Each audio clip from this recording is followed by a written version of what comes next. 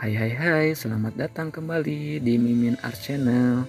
Tentunya penasaran kan dengan alur cerita selanjutnya?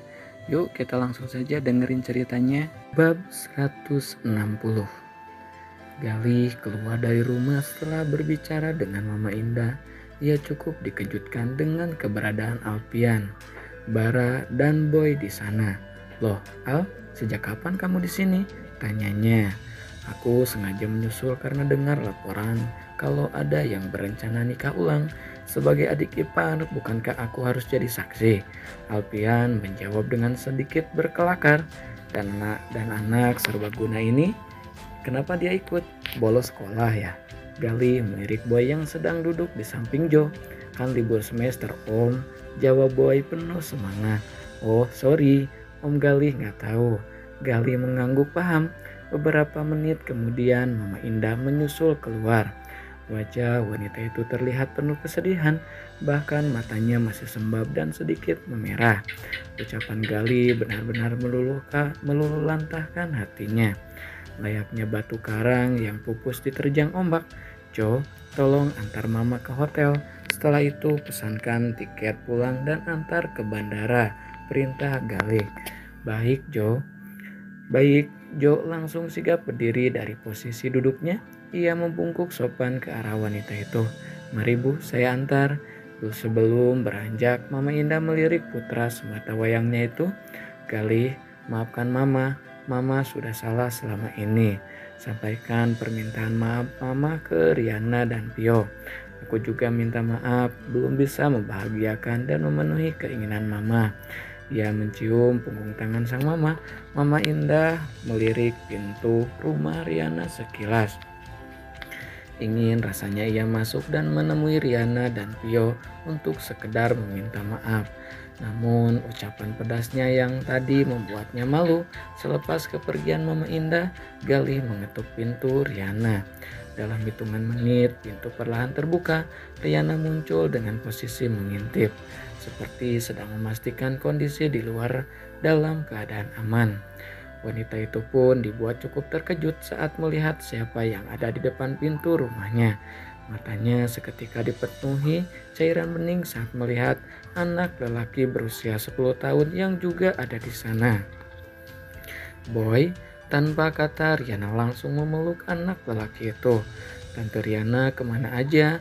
Boy lama cari-cari Tante Riana, ucap anak laki-laki itu. Maafin Tante nak, ia melepas pelukan beberapa saat kemudian. Anak kesayangan Tante Riana sudah besar ya. Kamu harus tanggung jawab. Gara-gara kamu pergi dia membuat semua orang repot. Karena harus menemaninya menjadi detektif dan mencari kemana-mana, ucap Alfian. Riana tertawa kecil masih terekam jelas dalam ingatannya 5 tahun lalu saat melarikan diri. Kala itu Boy terlihat sangat menggemaskan dengan pakaian ala detektif. Jadi anak serbaguna ini jadi apa sekarang? Mau jadi penghulu buat kamu sama Galih. Profesi dia kan tergantung situasi dan kondisi. Gurau Bara tertawa kecil, membuat bibir Boy mengerucut lucu. Ia selalu berdebat dengan Bara dan susah akur. Bagaimana kabar Aileen dan si kembar? Baik, tadinya Aileen mau ikut tapi aku larang. Kebetulan kesehatan Oma tidak begitu baik akhir-akhir ini. Obrolan itu pun berhenti oleh kehadiran gadis kecil di ambang pintu. Galih segera meraih tubuh sekecil Pio, mengenalkan kepada Alpian tentang putri kecilnya dengan penuh bangga. Oh ya, aku sampai lupa mengenalkan gadis kecilku, ucap Galih sambil mencium pipi kanan putrinya. Ya ampun, bagaimana mungkin kita tidak tahu kalau kamu sudah jadi bapak? Ibunya menyembunyikannya dengan sempurna, ucap Galih membuat Riana menunduk malu. Sini sama Om sayang. Alpian mengulas senyum ramah. Ia peluk gadis kecil itu. Namun matanya kemudian berkaca-kaca saat melihat penampilan si kecil Pio dengan pakaian yang lusuhnya. Om, ini siapa? Ayah, tanya Pio sambil mendongak menatap sang ayah. Itu Om Alpian nak, saudara ayah. Omnya Pio, Galih kemudian melirik Boy, dan yang itu kakak Boy, kakaknya Pio. Pio hanya melirik satu persatu orang-orang yang baginya sangat asing itu dengan malu-malu. Berbeda dengan Boy yang langsung memeluk adik sepupunya. Wah, sepertinya Bian akan punya teman sosialitas sekarang. Alpian mengusap puncak kepala Pio yang tertutupi hijab.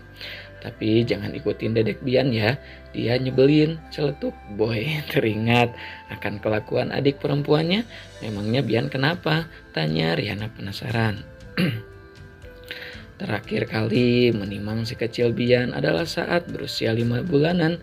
Bian itu persis kayak kamu dulu, suka koleksi tas sama peralatan make up. Pokoknya bergaya sosialita banget, jawab Gali disambut tawa kecil Riana. Oh ya, Aileen titip salam untuk kamu. Hari ini dia sudah puluhan kali menghubungiku dan memintaku membawamu pulang, kakaknya. Riana menjatuhkan air mata. Malam harinya, setelah drama panjang menguras emosi itu, Galih memiliki waktu berdua dengan Pio. Kini ia dan putri kecilnya itu sedang berada di sebuah pusat perbelanjaan, hanya berdua sementara Riana menolak ikut dengan berbagai alasan. Ketika memasuki gedung, gadis kecil itu tampak sangat antusias melewati beberapa toko. Keduanya sempat mampir di sebuah restoran dan menikmati makan malam. Hingga akhirnya tiba di sebuah toko pakaian anak. Pio terdiam menatap pakaian-pakaian cantik yang tertera rapi di dalam toko.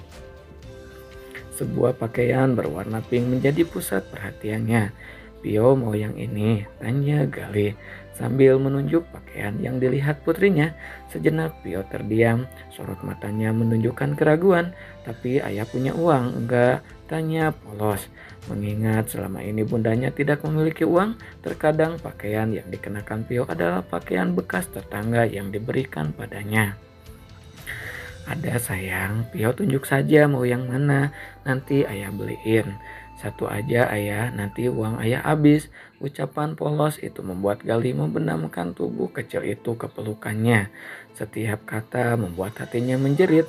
Pio beli aja yang banyak, ayah kan udah pulang habis kerja lama, jadi ayah masih punya uang buat beliin Pio baju yang cantik. Bener ayah? Tanya hendak memastikan. Ya sayang, Pio pilih saja, apa mau ayah yang pilihkan?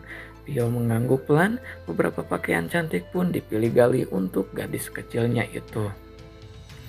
Ia juga sempat membeli beberapa pakaian untuk Riana. Meja kasir sudah penuh dengan belanjaan. Pio duduk di sofa menunggu sang ayah melakukan pembayaran di kasir. Kamu ngapain di sini?